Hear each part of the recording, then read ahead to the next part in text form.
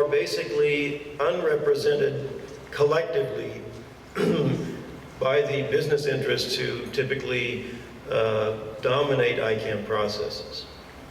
And I want to tell you a little bit about the origins of NCUC, because it's quite telling. So NCUC really has its origins in Berlin in 1999.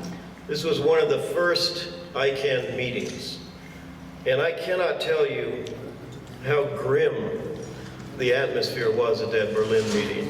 It was, first of all, it was held outside the Brandenburg Gate, where the entire city was up in arms because a neo-Nazi group was going to be parading around and demonstrating outside the Brandenburg Gate. So there was police cordons and everything.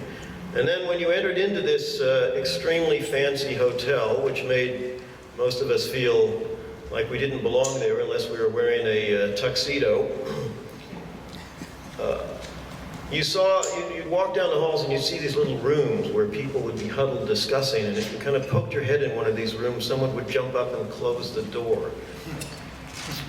Everybody seemed to be involved in little circles of conspiracy, because we were all forming our little groups, forming our little coalitions and political blocs that would eventually become this morass of interest representation called the generic name supporting organization and the country codes.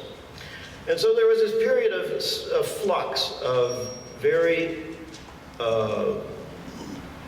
formation of these political blocs. And of course, as usual, the general interest of the general user, without a specific commercial interest, as collective action theory tells us in political science, those people are generally not well represented.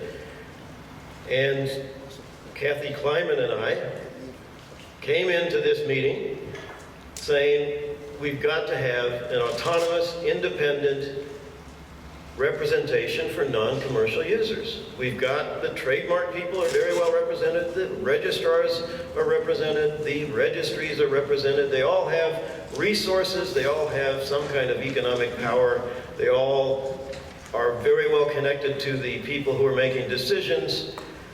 Who is not represented, who is consistently getting shoved aside in this process? Well, it's sort of the general public interest of users.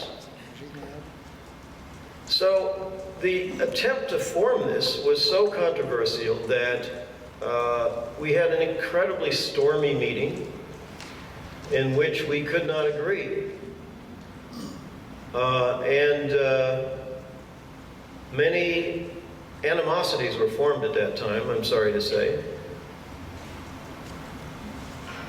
It's really, can't really go into the details there, it would be too long of a story, but the NC non-commercial users constituency was not even recognized, I think, until the next ICANN meeting in Argentina or something like that. And it's been a struggle the whole way. It's been a situation in which we have constantly had to fight to be recognized and to be accepted, because we were at the time kind of a voice of, we thought of it as a voice of conscience. They thought of it as one board member said, sand in the gears. You were supposed to kind of go along to get along. You weren't supposed to be raising difficult questions of public policy. At the time, ICANN was even pretending that it didn't do public policy, that it was purely a technical organization that just did coordination. And so when we said, well, the decision you just made about, let's say, domain name dispute resolution sure looks like it's something that affects trademark law, free expression rights, privacy rights, why don't we have a discussion about those issues? People just didn't want to hear this for a very long time. But we have had staying power. There are people who just wouldn't give up.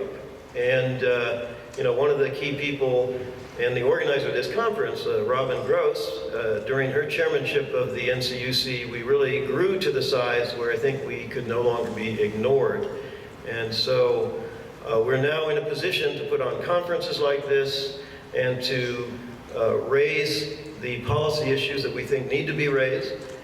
And we have support from various groups, and I think we're in a position now where we are seen the way we ought to be seen, which is as the people who are trying to represent the perspective of the general interest, the rights of end users and civil society in ICANN. So that's by way of introduction.